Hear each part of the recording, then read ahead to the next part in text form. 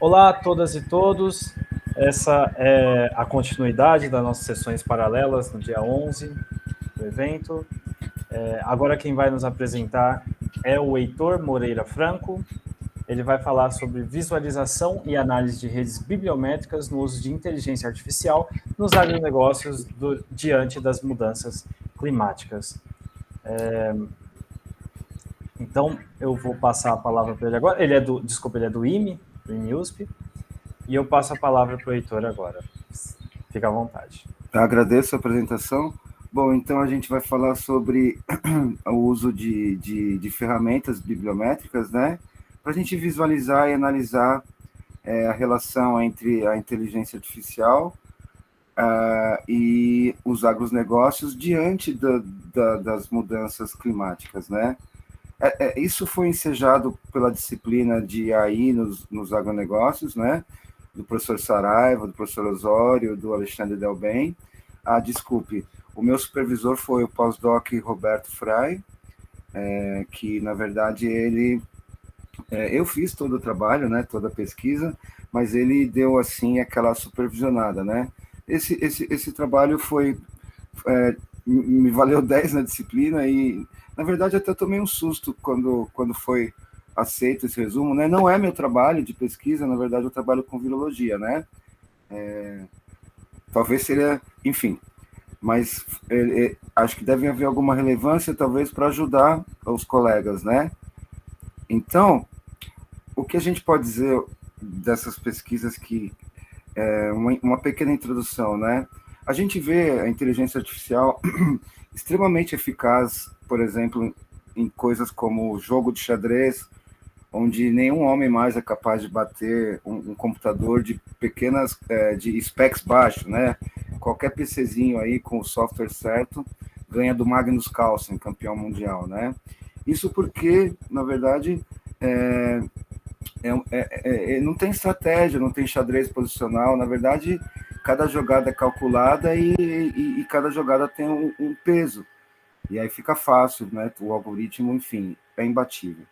Mesma coisa para imagens diagnósticas, né? O melhor oncologista do mundo não vai conseguir ser tão preciso no estadiamento de tumores ou mesmo diagnóstico de milhares e milhares de imagens, né? Seja do cérebro ou mamografias, como faz a inteligência artificial. No entanto, se a gente for ver, por exemplo, para veículos autônomos no contexto da cidade, urbano, né?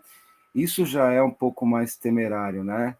Porque existem situações inusitadas e, nesse sentido, a inteligência artificial ela não te dá uma resposta nem tão rápida e talvez muito menos até satisfatória, né? Eu percebi isso ao longo desse meu estudo, que o mesmo se aplica de alguma forma às mudanças climáticas. Mas é claro, inclusive é registrado enormes já perdas, né, na agricultura por conta das mudanças climáticas. Talvez a mais notável foi um evento que aconteceu no Cinturão Verde dos Estados Unidos, acho que foi em 2012, em que bilhões e bilhões e bilhões de dólares foram perdidos porque a seca se estendeu de uma forma inexplicável e modelos até hoje não existem que possam prever esse tipo de fenômeno, né? A mitigação, então, dessas coisas está, então, para outro lado do tabuleiro, vamos dizer assim, né? Melhorando, então, a genética das plantas para resistirem a essas intempéries, né? O sensoriamento, né, com a internet das coisas e sensores inteligentes e que trabalham em rede, robôs mesmo que vão lá que interagem de fato com as lavouras, né? Os veículos autônomos, no sentido da agricultura, é diferente da cidade, eles funcionam muito bem, né? Porque não é o caos urbano, então as trilhas que eles têm que andar são muito acertadinhas e dificilmente aconteceriam coisas que exigiriam um maior discernimento, né? Então, ela funciona muito bem também para veículos autônomos, os drones, e também para imagens. E, nesse sentido, a fenotipagem de larga escala, né? Tipo assim, a fenotipagem é o estudo do fenótipo, características externas, né? inclusive no sentido de prever doenças e tudo, né? E também no que a gente chama hoje em dia de Wide Genome Association Studies, né? Que com o sequenciamento de nova geração, hoje em dia é possível se sequenciar o genoma inteiro de uma planta e investigar associações amplas, né? O que antes era impossível, só que para isso é uma enormidade de dados e a inteligência artificial está tendo um grande lugar, né? E a gente já prevê para um futuro bem próximo perdas grandes, né? Para milho, arroz e cana, principalmente porque esses aí dependem muito mais do clima do que, por exemplo, o trigo, que deve ser afetado mais tarde, porque está lá no frio, né? Então, para esse trabalho, essencialmente, a gente fez um estudo de vários e vários abstracts, né? Com os metadados também das obras, e aí a gente usou um software feito em Python que chama o CentOPy. Eu vou mostrar para vocês. E depois uma análise de cluster, né? Das palavras que por co-ocorrência, né? Por ocorrerem juntas, e também eu ponho lá um threshold no software que eu escolho, por exemplo, qual o número de ocorrências mínimas que eu acho aceitável para ter uma relevância. No caso desse estudo, eu escolhi 8, né? 8 ocorrências em cada um dos abstracts dessas palavras-chave, né? Aqui, muito rápido, para não tomar muito tempo de vocês, foi isso mesmo, né? O maior tempo que foi gasto nesse trabalho foi realmente fazer essa combinação de estudar quais palavras-chave remetiam à problemática que eu queria entender.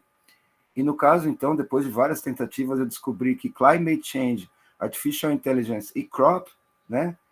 Crop no sentido da lavoura lá, eles traziam abstracts mais relevantes para o que eu queria estudar.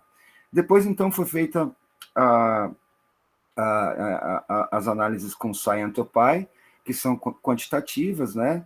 Tanto do número de publicações, país, a evolução ao longo do tempo, e também sobre a relevância das palavras-chave. Esse foi, então, no software ScientoPy, que eu vou mostrar para vocês. E de clustering e visualização, né, da rede de co-ocorrências foi feito no VozViewer, que todos esses são softwares fáceis de usar, né? No Linux, que é o que eu uso, deu um pouquinho mais de trabalho. O VozViewer, ele roda em Java, eu tive que baixar como chama mesmo? Não sei o Qt, me fugiu agora, mas é um desktop Java e aí funcionou. Eu vou mostrar para vocês. Como resultado, a gente viu que, interessantemente, olha só, do dia que eu fiz o trabalho para hoje, já mudou, né? Eu tinha achado 126 trabalhos.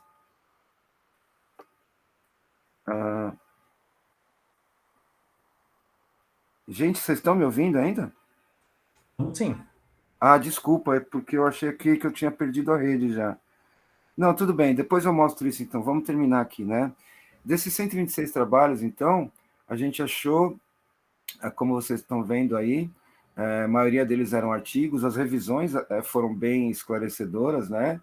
Trabalhos de conferência, capítulos de livro, e as principais áreas foram essas que vocês estão vendo: ciência ambiental, agrárias, biológica, ciências da computação, engenharia, terra, planetários, bioquímica, genética, teve uma boa também representação, e ciência de decisões, que aí entra bastante inteligência artificial, como eu vou mostrar, tá? Engenharia, ciências sociais e engenharia química. Bom, esse aqui no CentOPy, então, foi a evolução do número de artigos ao longo do tempo, né? A gente vê, então, que é uma tendência muito bem acertada de que cada vez mais as pessoas estão estudando essa situação, né? Essa linha. Com relação à produtividade por países, né? A gente vê que Estados Unidos, Índia e China são os países que foram mais profícuos, né? Nesse sentido, né? Na produção de trabalhos que interligavam essas três coisas que eu queria estudar. Me desculpem, vai passar o cara da pamonha. Outra coisa, então, com relação às palavras-chave, né? As que mais apareceram, né? Foi mudança climática, inteligência artificial, sistemas de tomada sistemas de suporte de tomada de decisão, né? Internet das coisas, machine learning, precision agriculture e, enfim, como vocês estão vendo aqui, tá? Esse foi, então, a análise de cluster que eu fiz, né? Eu vou depois abrir os softwares separadamente. E o legal disso aqui, gente, é que os nós mais fortes que a gente encontrou, vendo que a relação dessas três coisas é muito forte, que a mudança climática, né? Aqui não apareceu, mas depois eu vou abrir o software, não apareceu o nome desse nó, e é uma das coisas que eu ainda não aprendi fazendo esse software, que é como deixar o desenho gerado por ele exatamente como eu quero, eu teria que modificar externamente, né? Mas aqui é o sistemas de suporte à decisão, né? Inteligência artificial, e agricultura. Bom, uma outra coisa que eu tenho que falar para vocês é o uso do Thesaurus, né? Thesaurus é um dicionário que você faz, onde você cria uma tabela e pode usar qualquer spreadsheet aí, né? E onde você vai, por exemplo, muitas vezes aparece lá palavras que são sinônimas ou só são plural, né? Por exemplo, crops, né? Ou water supply, water disponibility, ou qualquer coisa do tipo. Essas coisas você junta tudo e usa uma palavra para representar ambas, ou três, ou quatro. E isso é feito através do Thesaurus, né? Isso aqui foi o que achei de mais prominente nesse campo, né? A agricultura hoje em dia, em mais de 151 países, né? E por milhares e milhares, mais de 30 mil pesquisadores da área usam softwares de suporte à tomada de decisão. Esses DSS ou DS, enfim, ou um software proprietário, mas, enfim, eles fazem tudo com base na agricultura de precisão, né? Todas as tomadas de decisão, por exemplo, a variante genética certa diante de tal característica do solo, tal posição lat-long, tal previsão climática, quais pestes estão ali, né? Quais doenças.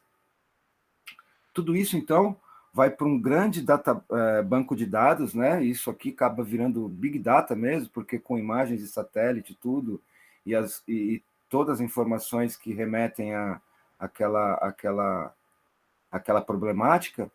E aí tem os modelos, né? Tem a supervisão dos cientistas, os especialistas, né? A interpretação e a tomada de decisão.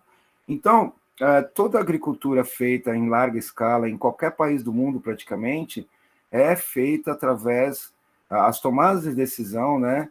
Elas são feitas através de ferramentas que usam extensivamente a inteligência artificial. E estão apoiadas em coisas que vocês acabaram de ver, como Internet of Things, né? Muita imagem, tá? Muito dado genômico de larga escala também. Então, a coisa chegou num ponto que é impossível a gente ver qualquer coisa de agricultura em larga escala sem o uso da inteligência artificial no contexto de manejar, né, a lavoura. Então, foi isso, né, que a gente viu, e de toda forma, né, isso é só a ponta do iceberg, né, porque vários estudos poderiam ter sido feitos, eu quero dizer, se aprofundando mais em determinados contextos, né, como, por exemplo, sensoriamento remoto, seja por imagens de drones ou, inclusive, o uso de satélites, né? Tem empresas que até oferecem imagens proprietárias de satélites que são comerciais, não só as imagens que são disponíveis gratuitamente, né? Então, e outra coisa é sobre essa cada vez maior uso de dados genômicos massivos, né? Porque o homem ele usa a agricultura, o cruzamento, né? O cruzamento dirigido entre espécies para melhorar um trato, alguma característica, há milhares e milhares de anos, mas isso tudo meio que feito sem saber exatamente como, né? Você sabe o resultado, mas agora, consequencialmente, nova geração, né? Você tem lá os bilhões e bilhões de nucleotídeos lidos, né? E aí você pode estudar as diferenças polimórficas, né? E para fazer, então, um cruzamento, né? Uma hibridação de variantes. E outra coisa, tudo isso apoiado pela fenotipagem de larga escala, né? O que é isso? Hoje em dia, então, é possível você analisar por fotografias o fenótipo das plantas em larga escala, tá? E isso é muito diferente do que você estudar cada plantinha ali, você cresce ela no laboratório e assim por diante. Então, agora, acho que eu tenho um minutinho para mostrar o software para vocês. E eu tenho que sair daqui, né? Vocês estão me ouvindo, gente? Sim, Heitor. Desculpe, é porque minha internet caiu da outra vez e eu fiquei sem ver minha rede aqui. Então, tudo começa aqui no Scopus, né? Interessantemente, hoje, a mesma pesquisa com as palavras-chave já renderam alguns papers a mais, né? No dia que eu fiz o trabalho eram 126, já publicaram mais coisa nessa e também aqui. Esse aqui é legal. Por quê? Porque aqui eu posso interagir com o software e mostrar para vocês. Então, esses foram os itens, né? Os clusters, né? Foram 5 clusters, né? Todos eles que formados por co-ocorrência, né? E a força deles, quanto mais ligados por co-ocorrências eles estão, é o tamanho da bolinha aqui, né? E aqui vocês podem ver, ó, esse é uma coisa que eu criei no Thesaurus, né? Que coloca junto vários sinônimos dos sistemas de suporte à decisão, né? E você vê que ele está bem central aqui, né? Se relacionando com todas as outras coisas que a gente estava estudando. Outro cluster extremamente forte aqui foi o de mudança climática, né? Que eu também criei uma palavra para usar no Thesaurus, porque aparecia como climate changes, enfim, outras palavras que remetiam à mesma coisa, né?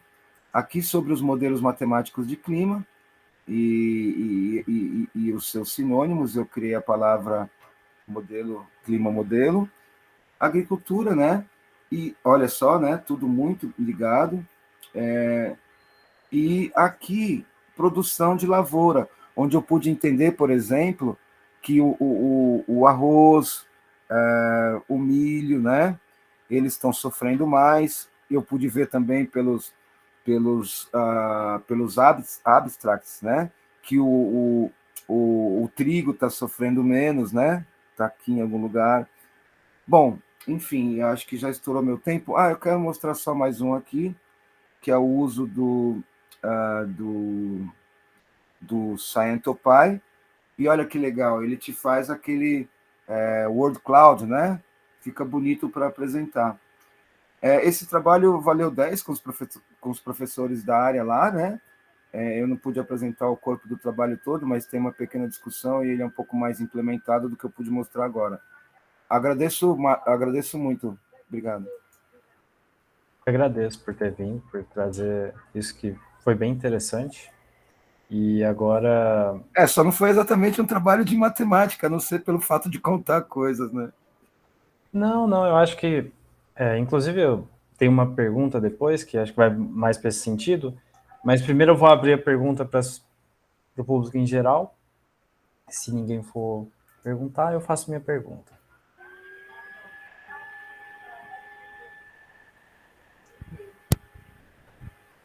Ok. Então, o que eu queria te perguntar, Heitor, é se nesse trabalho de análise de dados vocês usam alguma técnica de minimização para otimizar, enfim, se...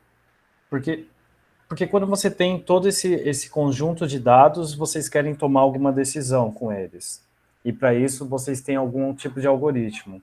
E se nesse algoritmo, que eventualmente vocês tomem decisão, existe alguma técnica de minimização de tempo, de recursos, enfim.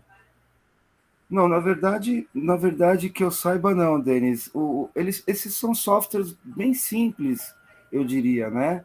O Voz Viewer, por exemplo, ele te dá a opção de você fazer esse tipo de clusterização por concorrência e essa forma de visualização que você acabou de ver, ou fazer a apresentação por distância euclidiana, onde a distância entre cada nó é quanto próximo ou quanto ligados estão aqueles assuntos. Por exemplo, estão bem pertinho, eles estão mais relacionados do que os que estão mais distantes.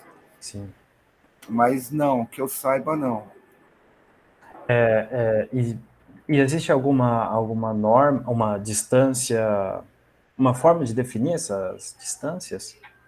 Como eu disse, o gráfico de apresentação que eu usei, ele mostra só as co-ocorrências e, na verdade, o tamanho do nó, né, que fica aquela bolona grande, é o que tem mais associações. No outro jeito de representar, o número de ocorrências ele é feito uma matriz, né, e depois uma distribuição, e as ligações e as distâncias Travou. Travou aqui? Sim, travou. Não sei se ele Dá caiu. pra esperar um pouquinho. Esperar um pouquinho.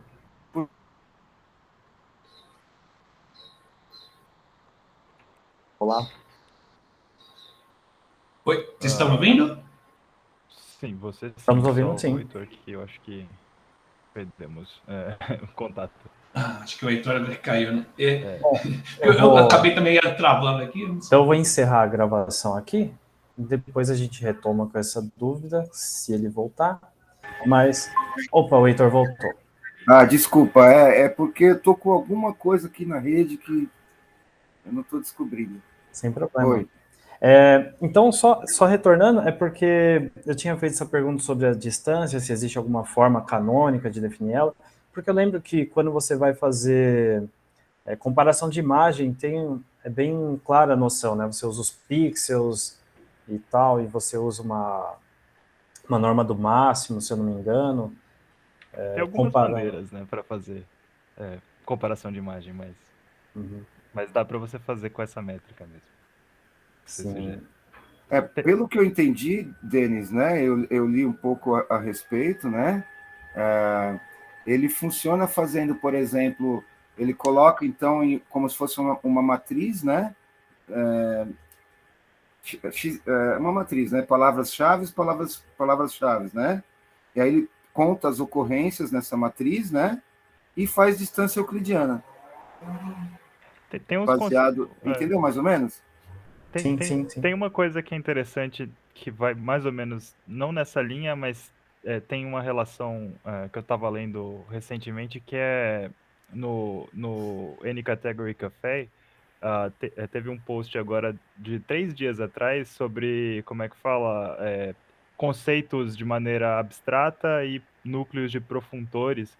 E o exemplo era de classificação de filmes, que tinha um exemplo bem matricial, com entradas, eles usam uma coisa com lógica fuzzy, mas eu acho que talvez interesse as pessoas que estão pensando, porque tem a ver com, não é exatamente inteligência artificial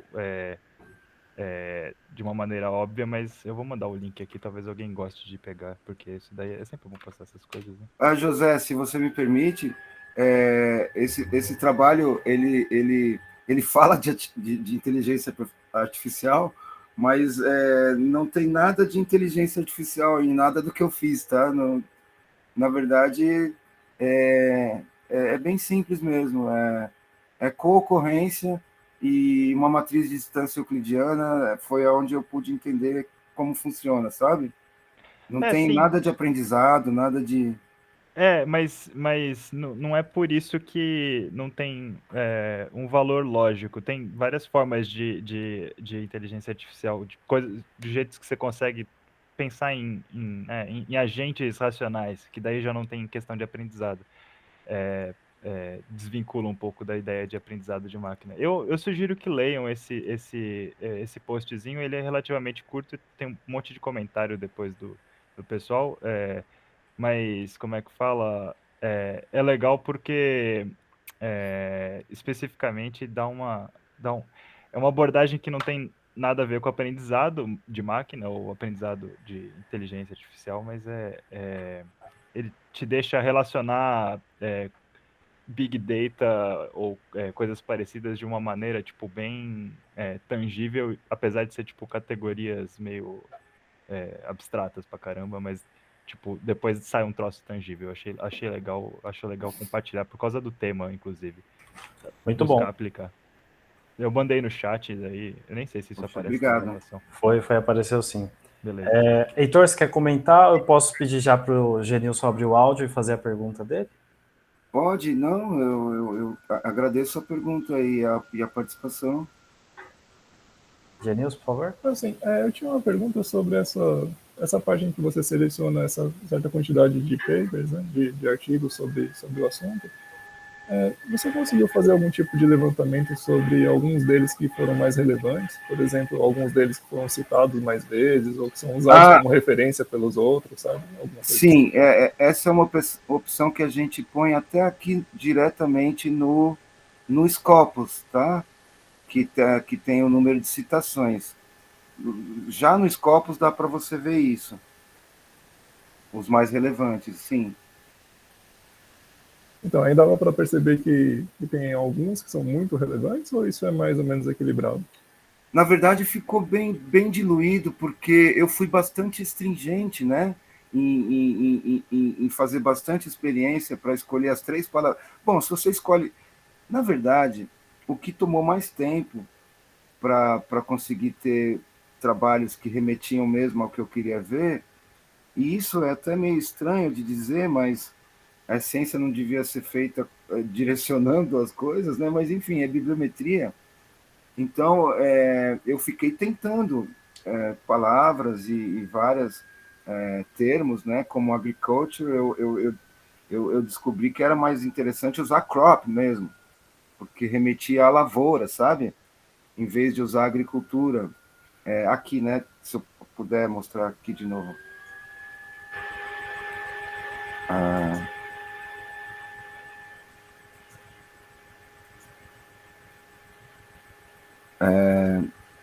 Por exemplo, a gente poderia colocar aqui agricultura, né? Só que aí eu vejo que eu saio muito porque aí a agricultura parece que ela fica muito mais ampla em termos mais amplos, coisas assim, como eu poderia explicar? Que não remetiam à problemática do clima e do uso dos sistemas de decisão para o manejo da lavoura, né? Porque crop é lavoura, né? Eu não sei se você me entendeu. Então, na verdade, onde a gente perde mais tempo aqui, e talvez foi onde eu mais aprendi, talvez, sobre o tema, escolhendo as palavras-chave. Porque depois a parte de usar o ScientoPy, que na verdade ele percorre o texto contando palavras, é um programa em Python nem tão assim complicado, né? E o VozViewer também é um programa bem simples, se você for ver, né? Os parâmetros que mais fazem efeito assim é o uso do Thesaurus, né? Onde você faz o dicionário de sinônimos, e também depende da sua interpretação, né? E também na stringência que você colocar no número de co-ocorrências para a formação dos clusters, né? Por exemplo, ó, você vê aqui que sistema de decisão... oh, caramba, meu computador está morrendo. sistema de decisão, sistema de suporte à tomada de decisão, na verdade, então, é um dos clusters mais fortes, né? E na verdade, talvez a forma que eu fiz a pesquisa e as palavras que eu usei tenham remetido a esse tipo de clusterização, né? E também o uso que eu fiz do Thesaurus, né? Olha só, a mudança de clima, né? Heitor, eu acho que a sua tela está travada aqui. Não sei se está... Agora eu vi seu mouse mexendo, mas... Desculpa, gente, acho melhor eu parar então, porque esse meu computador, eu acho que ele não está muito bem, ele é bem velhinho e... sem problema. E qualquer coisa a gente pode retomar essas discussões lá na plataforma do Utopia ou mesmo do Discord. Me desculpa, Genilson, eu estava tentando te mostrar aqui, manuseando o Voz Viewer, para você mas ver tá ótimo, já deu para pegar a ideia, assim. Obrigado, Heitor. Obrigado pela Novamente, apresentação também. muito obrigado, Heitor. Desculpa, Genilson. Muito obrigado. Vou pedir para todo mundo abrir o microfone e fazer uma salva de palmas, um agradecimento.